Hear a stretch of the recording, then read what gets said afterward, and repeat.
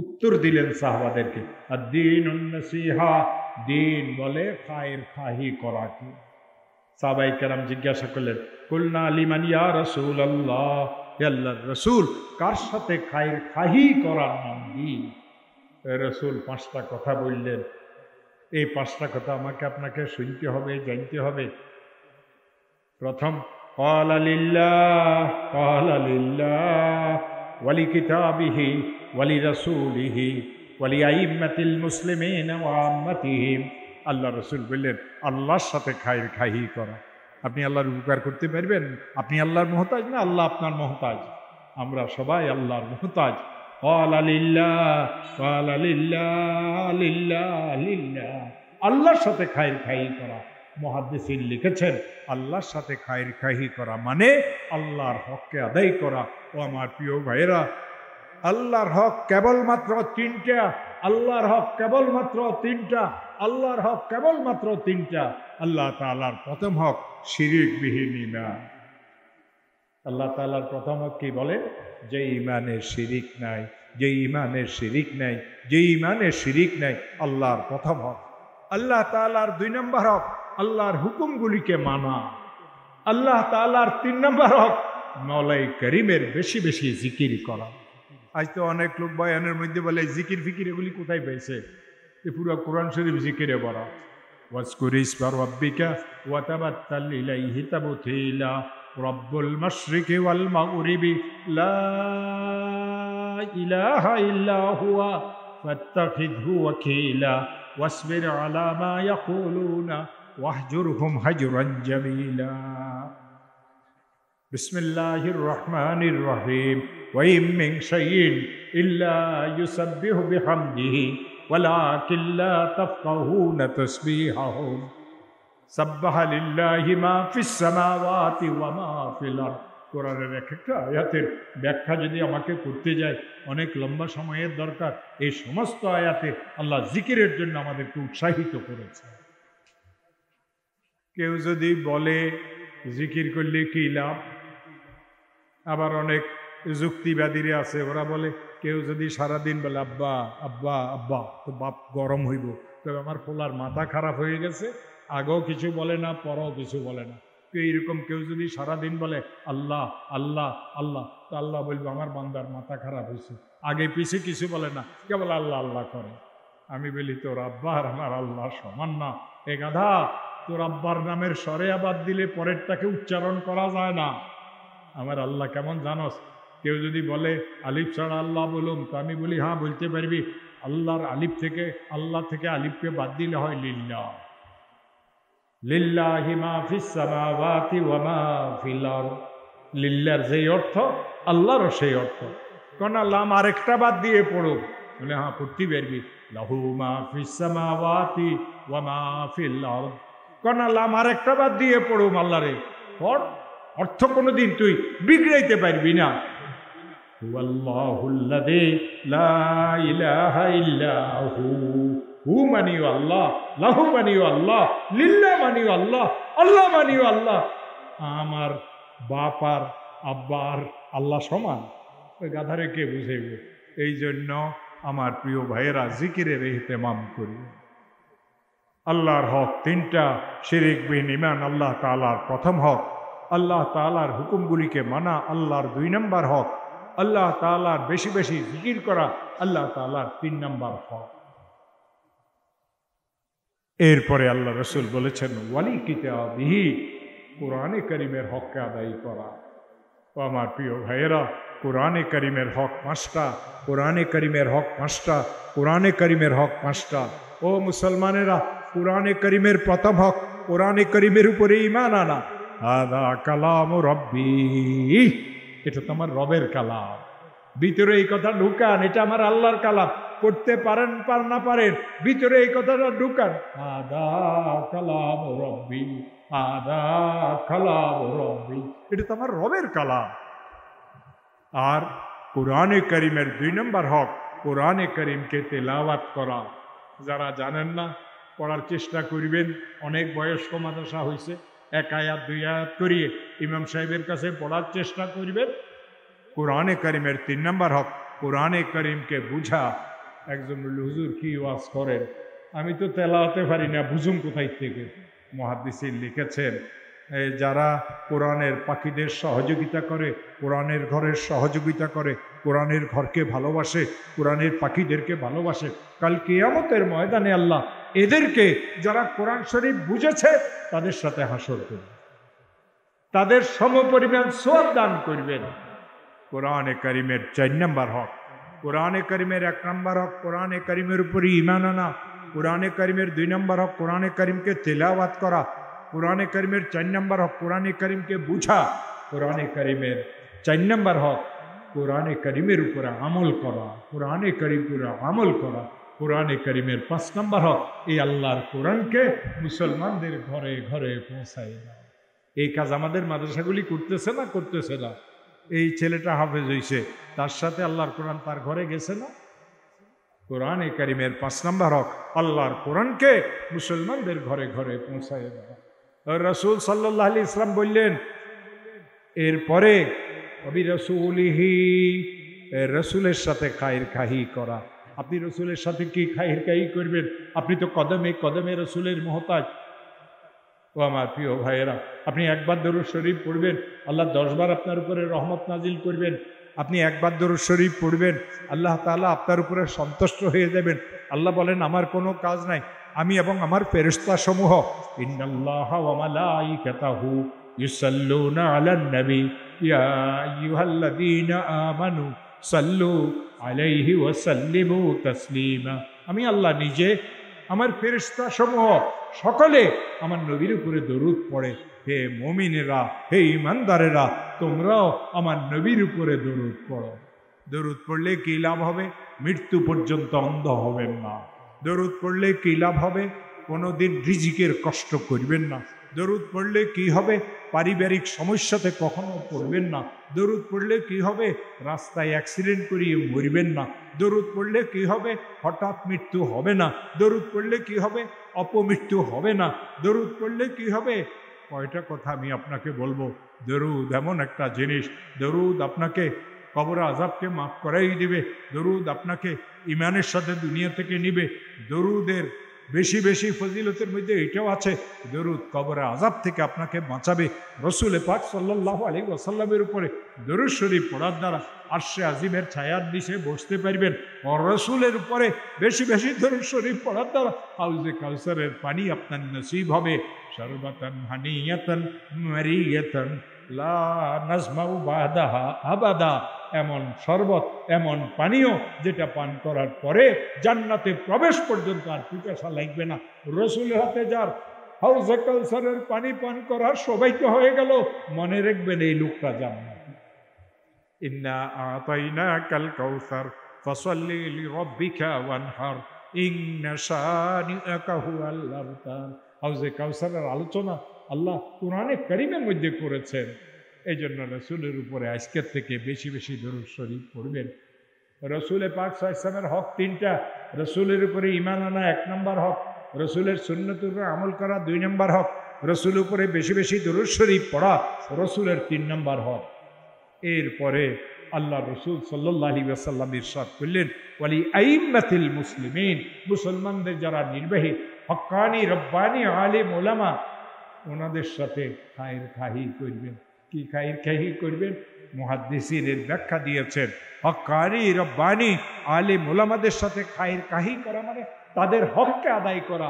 আর এদের হক কয়টা? এদের হক 2টা, আসসামু ওয়াত তাআ, আসসামু ওয়াত তাআ, আসসামু ওয়াত তাআ। তাদের কথাকে শুনতে হবে, সেই অনুযায়ী নিজের জীবনকে গড়তে হবে।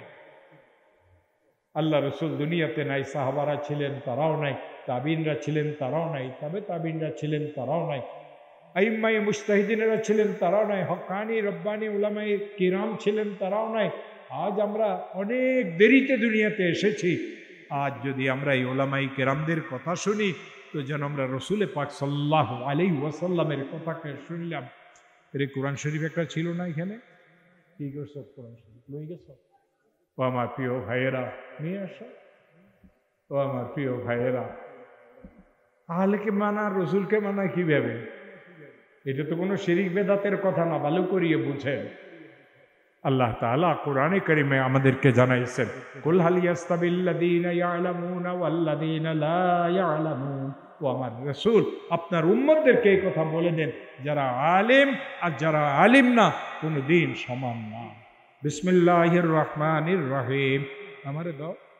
ইন্নামা ইয়াখশাল্লাহ মিন ইবাদিহিল উলামা। আল্লাহর বান্দাগণের মধ্যে, আল্লাহ তাআলার বান্দাগণের মধ্যে আলিমগণে আল্লাহকে বেশি ভালোবাসেন, বেশি ভয় করেন। বিসমিল্লাহির রহমানির রহিম। ফাসআলু আহলায যিকরি ইন কুনতুম লা তা'লামুন। যদি তোমরা না জানো, আলেমে হক্কানি রব্বানীদেরকে জিজ্ঞাসা করিয়া আমল করবে। আজ তো অনেক দল বাইরেছে, হুজুরদের সাথে কেন আমরা চলো, হুজুরদের কথা কেন আমরা মানো। তুই চল, তোর কথা মতো চল। তোর কথা মতো চলার কথা কোরআনে আসে নাই, আলিমদের কথা মতো চলার কথা আল্লাহর কোরআনে বলেছে। ও আমার প্রিয় ভাইয়েরা, এই জন্য আলিমদের হক আমাদেরকে আদায় করতে হবে। আলিমদের হক কি? আসসামু ওয়াত তাআ। তারা যে শরীয়তের কথা বলবেন সেটাকে শুনতে হবে আর সেটাকে মানতে হবে। এরপরে আল্লাহ রাসূল ইরশাদ করেছেন, ওয়ালিআম্মাতিল মুসলিমিন। সাধারণ মুসলমানদের হককে আদায় করা। দেখেন আমরা কয়জন এই হককে আদায় করি? সাধারণ মুসলমানদের হক কোনো হাদিসে আসছে 5টা, কোনো হাদিসে আসছে 6টা। রাসূল পাক সাল্লাল্লাহু আলাইহি ওয়াসাল্লাম ইরশাদ করে, এখানে তোরে দিয়ে হাদিস বুঝাম, আরো সামনে। রাসূল পাক সাল্লাল্লাহু আলাইহি ওয়াসাল্লাম ইরশাদ করেন, তোমরা একে অন্যকে সালাম করিবা, ইফশাউস সালাম। আমরা যারা হুজুররা আছি ছাত্রদেরকে সালাম করিনি, আল্লাহ আমাদেরকে মাফ করুক, আপনারা আমাকে মাফ করবে। আমাদের পীরেরা মুরিদকে সালাম করে না, আমাদের ধনীরা দরিদ্রদেরকে সালাম করে না, আমাদের শ্বশুর শাশুড়িরা জামাইকে সালাম করে না, আমাদের শাশুড়িরা বৌমাকে সালাম করে না, আমাদের বড়রা রাস্তা দিয়ে হাঁটিয়ে যাওয়ার সময় ছোট মুসলমানদেরকে সালাম করে না, বাচ্চাদেরকে সালাম করে না। রাসূল পাক সাল্লাল্লাহু আলাইহি ওয়াসাল্লাম সালামের জন্য যে হাদিস বলছেন সেখানে ইফশাউস সালাম বলছেন। বড় ছোটকে করতে হবে এইটা বলেন নাই, ছোট বড়কে করতে হবে এইটা বলেন নাই। ইফশাউস সালাম, সালামকে সম্প্রসারণ করো, একে অন্যকে ভাইয়েরা সালাম করতে হবে। সালামের উত্তর উত্তমভাবে দিতে হবে। সে বলবে আসসালামু আলাইকুম, আমাকে বলতে হবে ওয়ালাইকুম আসসালাম ওয়া রাহমাতুল্লাহ। সে বলল আসসালামু আলাইকুম ওয়া রাহমাতুল্লাহ, আমাকে বলতে হবে ওয়ালাইকুম আসসালাম ওয়া রাহমাতুল্লাহি ওয়া বারাকাতুহু। ও আমার প্রিয় ভাইয়েরা, সালাম করবেন, সালামের উত্তর দিবেন। যে আগে সালাম করে সে নেকি পাবে বেশি। যে সালামের উত্তর দেওয়ার জন্য বসেই থাকবে, মেম্বাররা সালাম করে না, চেয়ারম্যানেরা সালাম করে না, উনি মেম্বার সাহেব, চেয়ারম্যান সাহেব কেন সালাম করবেন? ও আমার প্রিয় ভাইয়েরা, একে অন্যকে সালাম করবেন। ও বুড়ারা বাপেরা সন্তানদেরকে সালাম করবেন, নাতি পুতিদেরকে সালাম করবেন। তাদের মধ্যে সালামের প্রচলন হবে। যতদিন তারা আরেকজনকে সালাম করবে সমপরিমাণ সওয়াব ফেরেশতারা আপনার আমল নামাতে লিখতে থাকবে। একে অন্যকে সালাম করবেন। সালামের পরে আল্লাহ রসুল আমার দিকে দেখেন, আল্লাহ রসুল সাল্লাল্লাহু বলছেন, সালামের পরে মুসলমানের যখন সাক্ষাৎ পাবে একে অন্যের সাথে হাত মিলাবে। এই হাত মিলানোকে বলে মুসাফা। আল্লাহ রসুল সাল্লাল্লাহু ইরশাদ করেন, কেউ যদি হাত মিলাইলো আর একটা দোয়া পড়লো, ইয়াগফিরুল্লাহু লানা ওয়া লাকুম, তখন আল্লাহ ওইখানে একজন ফেরেশতাকে নাজিল করেন। ওই ফেরেশতা এসে বলে, আল্লাহ এই দুইজনকে তুমি মাফ করিয়ে দাও। আমরা যখন মুসাফা করি আমরা কিন্তু এই দোয়া কেউ পড়ি না, আমরা হুজুররাই পড়ি না, আপনারা কোথা থেকে পড়বেন? আমার সাথে আদিলের সাথে দেখা, আদিল কেমন আছো, তোমার আব্বা কেমন আছে? আমি বলি না ইয়াগফিরুল্লাহু লানা, সেও আমাকে বলে না ইয়াগফিরুল্লাহু লানা ওয়া লাকুম। না আমি তাকে দোয়া দিই না সে আমাকে দোয়া দেয়। সে বলে, হুজুর আপনি কেমন আছেন, এত নরম কেন হয়ে গেছেন? ও আমার প্রিয় ভাইয়েরা, মুসাফার দোয়া ইয়াগফিরুল্লাহু লানা ওয়া লাকুম, ইয়াগফিরুল্লাহু লানা ওয়া লাকুম। যারা ছাত্ররা আছো, উলামায়ে কেরামেরা আছেন, মুসাফা করিয়ে কেমন আছেন জিজ্ঞাসা করবেন না, মুসাফা করার পরে এই দোয়া পড়বেন। সুন্নত আদায় হবে, 100 শহীদের সওয়াব পাবেন, ফেরেশতার দোয়া পাবেন। ইয়াগফিরুল্লাহু লানা ওয়া লাকুম করলে রাসূল পাক সাল্লাল্লাহু আলাইহি ওয়াসাল্লাম ইরশাদ করেন, মুসলমান যখন কারো হাসি আসবে সে বলবে আলহামদুলিল্লাহ, যে শুনবে সে বলবে ইয়ারহামুকাল্লাহ। আমাদের যখন কারো হাসি আসে তো টুমাল টিস্যু নাকে লাগাই আমরা বলি সরি। সরি বললে গুনাহ মাফ হয় না, সরি বললে সুন্নতের উপরে আমল হয় না, সরি বললে কোনো নেকি হয় না। রসুল করিম সাল্লাল্লাহু আলাইহি ওয়াসাল্লাম ইরশাদ করেন, কোনো মুসলমানের যখন হাসি আসে সে বলবে আলহামদুলিল্লাহ, যে শুনবে সে বলবে ইয়ারহামুকাল্লাহ। দুইজন আবু দাউদ দুনিয়াতে আসছেন। হুজুরেরা এক আবু দাউদকে চিনে, আরেকজনকে কেউ চিনে কেউ চিনে না, বড়রা চিনে, ছোটরা তো চিনের চেষ্টাও করে না, হাঁটাহুটাতে সময় কাটে, পড়ালেখা পরে হাঁটাহুটা আগে। এক আবু দাউদের নাম আবু দাউদ সাজিস্তানি, এক আবু দাউদের নাম আবু দাউদ তায়ালিসি। আবু দাউদ তায়ালিসি উনি বহুত বড় মুহাদ্দিস ছিলেন। ছোট একটা নৌকাতে করিয়ে সফরে যাচ্ছিলেন, পাশে একটা বড় নৌকা উল্টা দিকে যাচ্ছিল। ওই বড় নৌকার ছাদের উপরে ছপ্পরের উপরে একজন লোকের হাসি আসছে, সে বলছে আলহামদুলিল্লাহ, ইনার এই ছোট নৌকাটা উল্টা দিকে তাড়াতাড়ি চলে গেছে স্রোতের টানে। হযরত আবু দাউদ তায়ালিসি বললেন নৌকাটাকে ঘোরাও, ওই বড় নৌকার কাছে নিয়ে যাও। লোকার বলে হুজুরের কি হয়ে গেল, ওখানে গেলে কি হবে? লোকেরা নৌকা ঘুরাইলো, ওই লোকটার চেহারার দিকে দেখিয়ে বলল ইয়ারহামুকাল্লাহ। ওনার ইন্তেকালের পরে বড় একজন মুহাদ্দিস তাকে স্বপ্ন দেখেছিলেন, জিজ্ঞাসা করলেন উস্তাদ জি আল্লাহ তাআলা আপনার সাথে কি ব্যবহার করেছেন? উত্তর দিলেন ওই নৌকার আরোহী লোকটার হাসির উত্তরে ইয়ারহামুকাল্লাহ বলেছিলাম, আল্লাহ আমাকে মাফ করে দিয়েছে। ও আমার ভাইয়েরা, এই ছোট্ট আমল কেন আমরা করতে পারি না? ওই রাসূল দরবারে বসা, মসজিদে নবীতে বসা, ডাইন দিক থেকে একজন লোকের হাসি আসলো, সে বলল আলহামদুলিল্লাহ। রসুল বললেন ইয়ারহামুকাল্লাহ। কিছুক্ষণ পরে ওই লোকটার আবার হাসি আসলো, সেই লোকটা বলে আলহামদুলিল্লাহ। রসুল বললেন ইয়ারহামুকাল্লাহ। কিছুক্ষণ পরে ওই লোকটার আবার হাসি আসলো, সে বলল আলহামদুলিল্লাহ। রসুল বললেন ইয়ারহামুকাল্লাহ। কিছুক্ষণ পরে ওই বাম দিকে দূরের থেকে আরেক লোকের হাসি আসলো, সে চুপ করে বসিয়ে রয়েছে। রসুলও তাকে কিছু বললেন না। কিছুক্ষণ পরে ওই লোকটা দাঁড়ায় বলে ইয়া রাসূলুল্লাহ, আমার ভাইয়ের হাসি আসছে, আপনি তার জন্য দোয়া করছেন, আমারও তো হাসি আসছে, আপনি আমার জন্য কেন দোয়া করলেন না? আল্লাহ রসুল বললেন তোর হাসি আসছে, তুই আলহামদুলিল্লাহ বলস নাই, এই জন্য আমি তোর জন্য ইয়ারহামুকাল্লাহ বলিনি। অতএব যার হাসি আসে সে যদি আলহামদুলিল্লাহ বলে তার উত্তরে ইয়ারহামুকাল্লাহ বলতে হবে। সে যদি আলহামদুলিল্লাহ না বলিয়ে বোবার মতো বসিয়ে থাকে, তার জন্য কোনো দোয়া নাই। আজকে থেকে হাসি আসলে সরি বলবেন না, হাসি আসলে আলহামদুলিল্লাহ বলবেন, হাসির উত্তরে ইয়ারহামুকাল্লাহ বলবেন। প্রশ্ন হইল হাসি আসলে আলহামদুলিল্লাহ কেন বলবে? যে শুনে সে ইয়ারহামুকাল্লাহ কেন বলবে?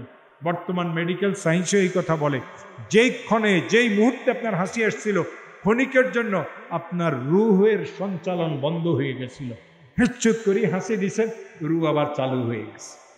এই জন্য সে বলবে আলহামদুলিল্লাহ, আল্লাহ তোমার প্রশংসা, তোমার মেহেরবানি, আমার শ্বাস প্রশ্বাসকে চালু করে দিয়েছ।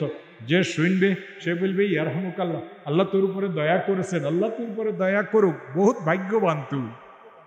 ও আমার প্রিয় ভাইয়েরা, ও রাসূল করিম সাল্লাল্লাহু আলাইহি ওয়াসাল্লাম ইরশাদ করেন, ও আমার উম্মতেরা, মুসলমানদের উপরে মুসলমানদের আরেকটা হক, মুসলমান যখন অসুস্থ হবে, অসুস্থ রোগীকে তুমি দেখতে যাইবে। আমাদের মহল্লাতে পাড়াতে কত লোক অসুস্থ হয়, আমরা জানিও না। রাস্তায় দেখা হইলে ভাই অনেকদিন তোমাকে দেখি না, ভাই আমি তো অনেকদিন হাসপাতালে ছিলাম, তো একটু মৌখিক জমা খরচ করে, জানলে তো আপনার খোঁজ খবর নিতাম, জানলেও না জানার ভান করি আমরা। রসুল আকরাম সাল্লাল্লাহু আলাইহি ওয়াসাল্লাম ইরশাদ করেন, কেউ যদি কোনো রোগীকে দেখতে যায়, প্রথম কদম দিয়ে দ্বিতীয় কদম উঠানোর আগে আল্লাহ তার জীবনের সমস্ত সগীরা গুনাহকে মাফ করিয়ে দেয়। রসুল পাক সাল্লাল্লাহু আলাইহি ওয়াসাল্লাম ইরশাদ করেন, তোমরা তোমাদের রোগীদেরকে দেখতে যাবে আর রোগীদের কাছে গিয়ে বেশি সময় থাকবে না, দুই দোহনের মাঝামাঝি সময় রোগীর কাছে থাকবে। আমরা সবাই গ্রামের মানুষ, একজন লোক গরুর নিচে বসছে, একটা বালতি তার 2 রানের চিপাতে নিচে স্যাঁত স্যাঁত করিয়ে টানিয়ে আধা বালতি পুড়ে ফেলছে। কিছুক্ষণ পরে আল্লাহর কুদরতে দুধ উপরে উঠিয়ে গেছে, কয়ে বাছুরটাকে ছাড়, দেখি কিছু নি নামে। বাছুরকে ছাড়ছে, বাছুর একটু গুতা দিছে, আল্লাহর কুদরতে দুধ নামিয়ে আসছে, টান দে দুধ আসছে, আবার স্যাঁত স্যাঁত করিয়ে আরো আধা বালতি পুড়ে ফেলছে। রসুল বলতেছেন 2 দোহনের মাঝামাঝি সময় রুগীর কাছে গিয়ে থাকবে, এর বেশি না। আগেও 2তে ছিলেন, পরেও 2তে ছিলেন, মাঝে 5-7 মিনিট ওই গরুর বাছুরটা যে গুটা দিছে, এর বেশি সময় সুন্নতের খেলাফ রুগীর কাছে থাকা। যারা আপনজন তারা তো থাকতে হবে। রসুল আকরাম সাল্লাল্লাহু আলাইহি ওয়াসাল্লামের ইরশাদ, রুগীকে কোনো ভয়ের কথা, ভয়ঙ্কর কথা শুনাইবে না, এটা শরীয়তে নিষিদ্ধ, সুন্নতের খেলাফ। অনেক লোক আছে, এরে দেখতে গেছে হসপিটালে, করে ভাই তোমার তো এই অসুখ হয়েছে, আমার দুলাভাইয়ের ভাই ছোটটা এই রোগেই মারা গেছিল। তো এ তো এমনি অসুখের কারণে তব্দ হয়ে রয়েছে। আপনি যে এই ঘটনা শুনলেন, তোমার বয়সের আমার দুলাভাই ভাই ছোটটা আমার বিয়ায়, ও তো এই রোগেই মারা গেছে। তো বাকি যা ছিল তার জানে একটু সত্যি এটা অসুখ। রাসূল বলছেন, ও আমার উম্মতেরা, তোমরা রোগীদেরকে ভয়ের কথা কেউ শোনাবে না। রাসূল পাক সাল্লাল্লাহু আলাইহি ওয়াসাল্লাম ইরশাদ করেন, তোমাদের যখন কেউ মারা যাবে তোমরা তার জানাজাতে শরীক হবে। সাহাবারা জিজ্ঞাসা করলেন, ইয়া রাসূলুল্লাহ, জানাজাতে শরীক হলে কী লাভ হবে? আল্লাহ রসুল বললেন, এক কিরাত সওয়াব পাবে। সাহাবারা জিজ্ঞাসা করলেন, ওমাল কিরাত ইয়া রাসূলুল্লাহ, হে আল্লাহ রসুল, কিরাত কাকে বলে? আল্লাহ রসুল বললেন, এক ওহদ পাহাড় পরিমাণ সওয়াব তোমরা পাবে। এক ওহদ পাহাড় পরিমাণ সওয়াব তোমরা পাবে। এরপরে সাহাবারা, আল্লাহ রসুল বললেন, তোমরা যদি সময় থাকে তার দাফনও একটু শরীক হবে। সাহাবাই কেরাম জিজ্ঞাসা করলেন, ইয়া রাসূলুল্লাহ, দাফনের শরীক হলে কী লাভ হবে? আল্লাহ রসুল বললেন, আরেক কিরাত সওয়াব পাবে। সাহাবারা চিন্তা করলেন, আগের কিরাতের অর্থ বলছেন ওহদ পাহাড় পরিমাণ, এই কিরাতের তো অন্য কোনো অর্থ বলতে পারে। আবার জিজ্ঞাসা করলেন, ওমাল কিরাত ইয়া রাসূলুল্লাহ, আল্লাহ রসুল সাল্লাল্লাহু আলাইহি ওয়াসাল্লাম বললেন, আরেক ওহদ পাহাড় পরিমাণ সওয়াব পাবে। সবচেয়ে বড় লাভ কি জানেন ভাইয়েরা? এক মিনিটের জন্য মনোযোগ দিয়ে এই কথাকে শুনেন। ও ছাত্ররা, আমার এই কথাকে মনোযোগ দিয়ে শুনো। হইতে পারে আপনি কোনো গহীন জঙ্গলে মারা যাবেন, হইতে পারে আপনি মরুভূমিতে মারা যাবেন, হইতে পারে অপরিচিত স্থানে আপনি মারা যাবেন, আপনি পাহাড়ে পর্বতে মারা যাবেন। আপনি যদি কোনো পাহাড়ে পর্বতে মারা যান, গহীন জঙ্গলে মারা যান, মরুভূমিতে মারা যান, আল্লাহ তাআলা আপনার মৃত্যুর পরে আসমান থেকে ফেরেশতা নাজিল করবেন আপনার জানাজার জন্য। ও ভাইয়েরা, মুসলমানের জানাজাতে যাওয়া থেকে নিজেদেরকে রাখিয়েন না, বাধা দিয়ে রাখিয়েন না। মুসলমানদের জানাজাতে যাবেন, মুসলমানদের দফনে কাফনে শরীক হবেন। রাসূল পাক সাল্লাল্লাহু আলাইহি ওয়াসাল্লাম ইরশাদ করেন, মুসলমান যদি এই সমস্ত কাজগুলি করে সে হবে খাঁটি মুসলমান। এই হাদিস আমি আপনাদের সামনে পড়েছিলাম, এই হাদিসের সংক্ষিপ্ত ব্যাখ্যা আমি করিয়ে দিলাম। আমি জানি না মাওলানা ওসামা সাহেব কতক্ষণ পরে আসবেন, তিনি আসছেন কিনা তাও আমি জানি না। আমি জানি না তার আর কতক্ষণ হবে। এই জন্য আমার প্রিয় ভাইয়েরা, কিছু আমলের কথা বলছি। এখন আর আমলের ওয়াজ হয় না, হেই হুই হয়। হেই হুইর ওয়াজ রসুলের জমানাতে হইতো না। আমাদের ওয়াজ শুনি আপনারা হেই হুই করেন। আমরা যখন যুবক ছিলাম, এখন তো আমি ৭৫ বছর বয়সের বুড়া, হেই হুই করার মতো শক্তিও আমার নাই। শুধু আমি সবক পড়াইতে পারি আল্লাহর রহমতে, বয়ানও করতে পারি প্রত্যেক দিন 1 ঘন্টা 2 ঘন্টা। এই বছর মাহফিলের চাপ খুব কম, অসুস্থতার কারণে। তাও 133টা মাহফিল ডায়েরিতে লেখা, সারা বাংলাদেশ লেখা। কিন্তু হেই হুইয়ের ওয়াজ কেন করি না? রসুল পাক সাল্লাল্লাহু আলাইহি ওয়াসাল্লাম হেই হুইয়ের ওয়াজকে পছন্দ করতেন না। দাঁড়া, খুব মনোযোগ দিয়ে শুনলে একটা হাদিস বুঝবেন। কাছে জামা একটু উপরে উঠা, এর দিকে খেয়াল করেন। এ যে লুঙ্গিটা আছে, এর লুঙ্গিটা টাকনাগেরিয়ান। তুই লুঙ্গি ধরার দরকার না, আমি তো কি ল্যাংটা করুম গাধা? যারা ঘুম গেছে ঘুম ভাঙানোর জন্য বলছে, তুই গাধা না, তুই আমার দাদা। রসুল পাক সাল্লাল্লাহু আলাইহি ওয়াসাল্লাম এক জায়গা দিয়ে যাচ্ছিলেন, দেখলেন তার একজন প্রিয়তম সাহাবীর লুঙ্গিটা টাকনাগিরার নিচে। রসুল জানতেন টাকনাগিরার নিচে কাপড় পরা হারাম। রসুল জানতেন টাকনাগিরার নিচে যে কাপড় লটকাই পরাও এটা জাহান্নামে যাবে। রসুল এই সব কথা জানতেন। রসুলের শিক্ষার বিষয়টাই আলাদা ছিল। রসুল কি বললেন তার সাহাবীকে জানেন? এরফা ইজারাক, ও আমার আদরের সাহাবী, তো লুঙ্গিটাকে একটু উপরে উঠাই পড়, তো 2টা লাভ হবে। ফাইন্নাহু আনকা ওয়া আবকা, লুঙ্গিটা নিচে দিয়ে পাক সাপ থাকবে, বিলের গু কুত্তার গু তোর লুঙ্গির নিচে লাগবে না। ও আবকা, অনেকদিন তোর লুঙ্গিটা টিকবে, নিচে দিয়ে ছিঁড়বে না, ফাইটবে না।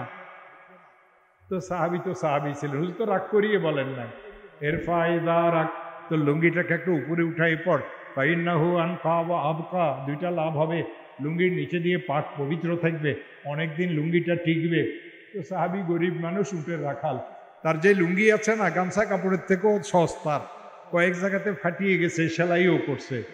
এখন সাহাবী আল্লাহ রসুলকে উত্তর দিতেছে, ইয়া রাসূলুল্লাহ সাল্লাল্লাহু আলাইহি ওয়াসাল্লাম, ইন্নাহা বারদাতুন মালহা, ইন্নাহা বারদাতুন মালহা। ইয়া রাসূলুল্লাহ, তো গামছা কাপড়ের মতো লুঙ্গি, একবারে সস্তার লুঙ্গি, অনেক পুরান হয়ে গেছে। আগের জমানাতে এরকম দোকানপাট ছিল না, মেলা আসতো বছরে 1বার 2বার, ওই মেলাতে গিয়ে সবাই প্রয়োজনীয় জিনিস 1 বছরের জন্য কিনতো। ইয়া রাসূলুল্লাহ, লুঙ্গিওয়ালারা অনেক দিন আসে নাই, টাকা পয়সারও ব্যবস্থা নাই, যখন লুঙ্গিওয়ালারা আসবে লুঙ্গি একটা কিনিয়ে নেব, এ তো পুরান হয়ে গেছে, কয়েক জায়গাতে ফাটিয়েও গেছে, এর পাক সাফা হওয়া কি, এর টিকাও কি, কয়েকদিন পর তো এমনি ফালাই দেব। রসুলে পাক সাল্লাল্লাহু আলাইহি ওয়াসাল্লাম এখনো গরম হইলেন না। মসজিদে বুড়া মুসল্লিরা যদি কোনো লোককে টাকনাগিরিয়ার নিচে লুঙ্গি পরানো দেখে, চিৎকার করি বলবে, এই তুই তো জাহান্নামে যাবি, তুই লুঙ্গি টাকনাগিরিয়ার নিচে, ইমামও গরম মুসল্লিও গরম, এই মিসকিন যাবে কোথায়? ও আমার প্রিয় ভাইয়েরা, রসুল কি সুন্দর করিয়ে শিক্ষা দিয়েছেন। ওই রসুল কি উত্তর দিলেন জানেন? মনোযোগ দিয়ে শুনেন। আলাকা ফিয়া উসওয়া, আলাকা ফিয়া উসওয়া, ও আমার আদরের সাহাবী, আমি মুহাম্মাদুর রাসূলুল্লাহর মধ্যে তোর জন্য কোনো উত্তম আদর্শ নাই? এবার সাহাবী মনোযোগ দিয়ে দেখে আল্লাহর রসুলের লুঙ্গি মোবারক টাকনাগিরার উপরে। সাহাবী টাকনাগিরাকে উপরে উঠা আর বলে, ফাওয়াল্লাহি মা লাতামানি ওয়ালা শাতামানি ওয়ালা দারাবানি, আল্লাহর কসম, রসুল আমাকে বকা দেন নাই, রসুল আমাকে গালি দেন নাই, রসুল আমাকে মারেন নাই, রসুল আমাকে সুন্দর মতো বুঝাই দিছেন। আজ যে আপনারা ইসলামের উপরে চলেন না, এটা দোষী আমরা সুন্দর মতো আপনাদেরকে বুঝাইতে পারি না। ও আমার প্রিয় ভাইয়েরা, রাগারাগির দ্বারা যেটা বুঝে আসে, রাগারাগি ছাড়া সেটা আরো বেশি বুঝে আসে। রসুলে পাক সাল্লাল্লাহু আলাইহি ওয়াসাল্লামের কি আমল ছিল জানেন? রসুলে পাক সাল্লাল্লাহু আলাইহি ওয়াসাল্লামের এক খালা ছিলেন, এই খালার নাম ছিল হযরতে উম্মে সুলাইম রাদিয়াল্লাহু তাআলা আনহা।